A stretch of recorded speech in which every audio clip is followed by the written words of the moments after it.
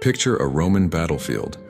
The ground shakes beneath marching legionaries, shields locked, javelins raised.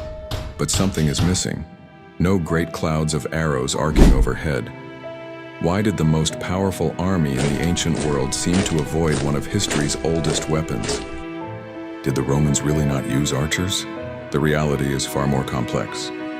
From Rome's earliest centuries to the late Empire, the role of the bow shifted dramatically, from rare auxiliary support to a major component of Roman warfare. Early Rome, influence but no tradition. In the early kingdom and republic, evidence of Roman archers is scarce. Their neighbors, especially the Etruscans, were skilled bow users, and early Romans borrowed some of their practices. Deities like Apollo and Diana show archery was known culturally. But the Romans valued close combat. Like the Greeks, they believed true honor came from fighting at arm's length, not firing from afar. Early Roman armies centered on heavy infantry, first hoplite-style spearmen, then legionaries with gladius and pilum. Light troops called velites carried javelins and slings, not bows, simply because most Italians weren't trained archers. When long-range fire was needed, Rome borrowed foreign specialists, but only occasionally. Mid to late Republic, archers become necessary.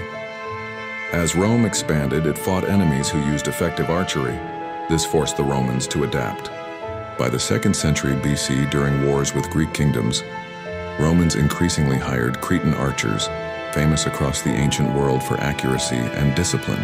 After Marius's reforms removed the old velites, the Romans relied even more on auxiliary and mercenary bowmen from Crete, Numidia, Eastern Mediterranean regions.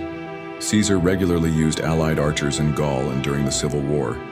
Pompey's army at Pharsalus fielded thousands of archers. Still, these units were entirely foreign. No Roman citizen archer corps existed. Then came the wake-up call. In 53 BC at Carthage, Parthian horse archers annihilated Crassus's army. Rome had almost no archers and little cavalry, a disastrous mismatch. From that moment on, Roman commanders understood the bow's importance. Early empire archers become a formal arm. With Augustus came a permanent auxiliary system. Among these troops were specialized archer units called Sagittarii. By the 1st-2nd centuries AD, about 2/3 of Roman archers were infantry, 1/3 were mounted. Most were recruited from Syria, Anatolia, Palestine, and Thrace. Only a few remained Cretan. These archers used the composite recurve bow, compact yet powerful, adopted from the steppe nomads. Archaeological finds, especially bone bow laths, show these bows were used across the empire, even in damp Britain. Depictions like Trajan's column show these archers in Eastern-style helmets, long sleeves, and trousers, visually distinct from Italian legionaries.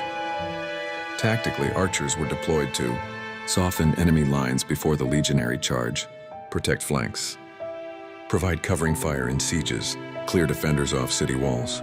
During the siege of Jerusalem in AD 70, they even secured entire streets with suppressing arrow fire, unusually aggressive for archers. Still, they remained auxiliaries, not the prestige troops of Rome. Late Empire, the bow becomes central.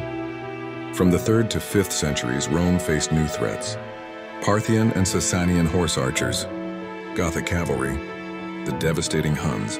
These enemies relied heavily on mounted archery.